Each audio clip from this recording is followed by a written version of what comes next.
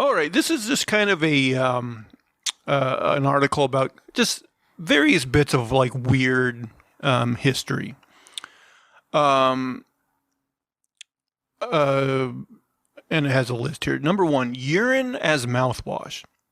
The Romans used urine as mouthwash. Can you imagine?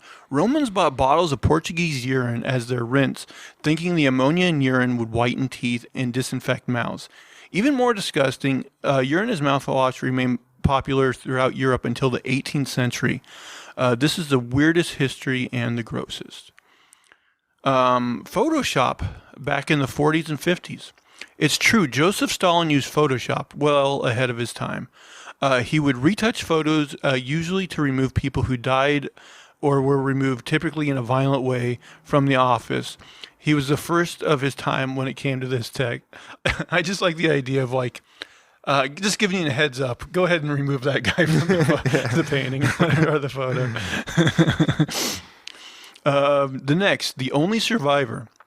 Violet Jessup, also known as Miss Unsinkable, was a stewardess and a nurse on the White Star Line trio of Olympic-class passenger ships. In addition to surviving the Titanic and the Britannic disasters, she was also aboard the sister ship the Olympic when it hit a British warship in 1911. I mean, I think we've found out she was sabotaging those ships. She was fucking working for somebody. I guess did you see recently they just did some weird, like, really detailed, like, 3D modeling of the Titanic, like as it sunk underwater. Mm-hmm. I only seen like some photos of it. Like, I don't know what they hope to glean from that. It would be funny if they're like, oh, it wasn't an iceberg after all. I mean, yeah, what are they trying to learn from this? Like, yeah, don't hit icebergs. That's the lesson. That is the lesson. But I don't know. Kind of cool. The next one, China loves cement. China used more cement in a 3-year span than the United States did in the entire 20th century. Interestingly, Bill Gates tweeted about it, but no one took him seriously. However, estimates from the U.S. Geological Survey indicate that Mr. Gates was serious. The U.S. used 4.5 gigatons of cement between 1901 and the year 2000. China used 6.6 gigatons of cement between 2011 and 2013. That's wild, China. I wonder why that is. Like, why are they huge infrastructure projects? You think that's it? I mean, they are definitely, and they're not just doing it in their own country. They're doing it in other countries too. They're developing infrastructure in Africa and other places, and they're developing ports around the world. So, you know, they're doing a lot there. God, that's so much weight. 6.6 gigatons, and that's just in a 2-year span. Jeez, they did more. Yeah, I mean, I heard about this years ago. You know, China was ramping up its infrastructure then, and it's been insane. Like every year, they do massive work in their roads and buildings and stuff, building new cities and stuff. It's just that country is growing just exponentially. Is China like still like more rural than like? I mean, the West.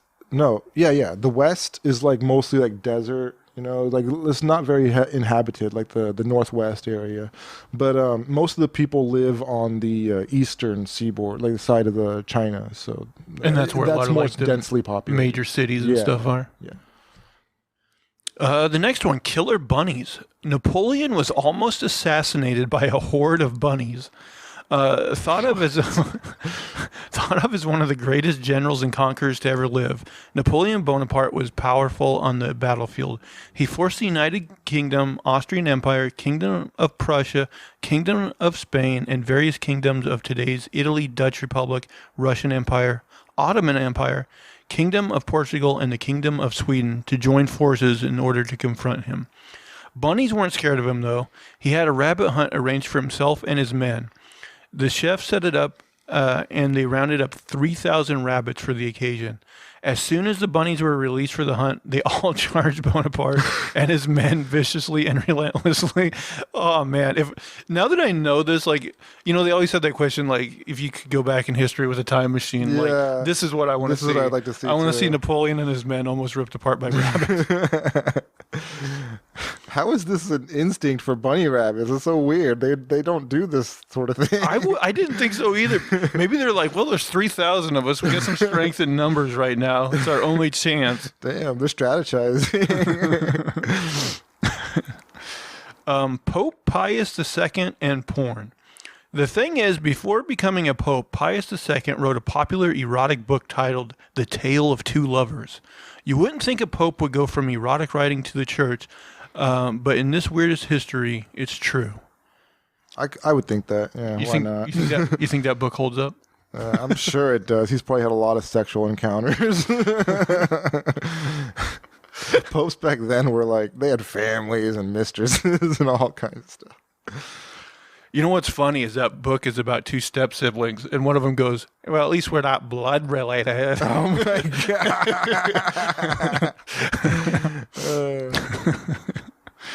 god! Next, apple flirting. In ancient Greece, if you threw an apple at somebody, it was thought of as flirting. The apple was considered sacred to Aphrodite, the goddess of love. Throwing an apple at someone was to declare one's love. To catch a thrown apple was to accept the love of the thrower. If someone threw an apple at you, they were flirting with you. This is the weirdest history of love and flirting.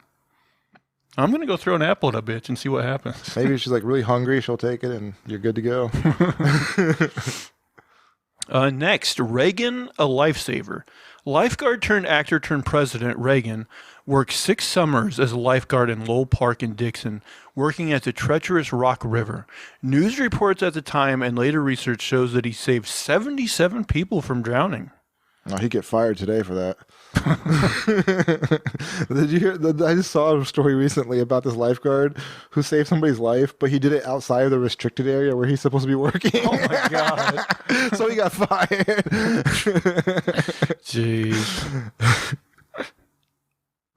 Like, oh, sorry, can you drown just a little closer? Swim this way and then stop swimming.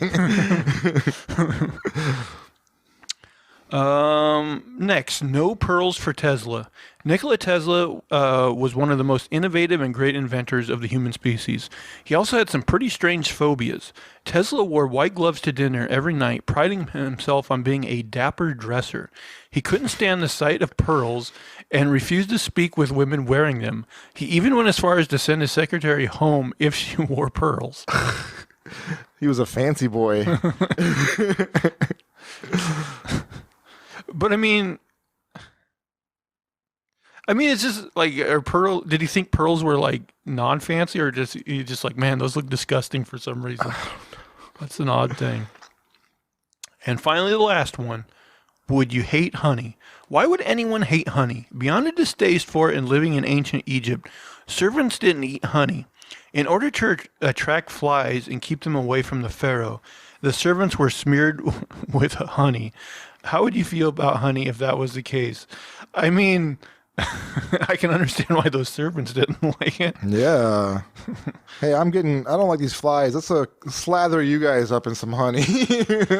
I guess if it was just commonly thought of as like, oh, it's this thing for attracting flies, like maybe people had like an ill thought about it because they associated it with flies. Yeah. But, man, yeah, the Napoleon almost being killed by bunnies. That was a good one that I didn't know. It was worth it just for that. Yeah.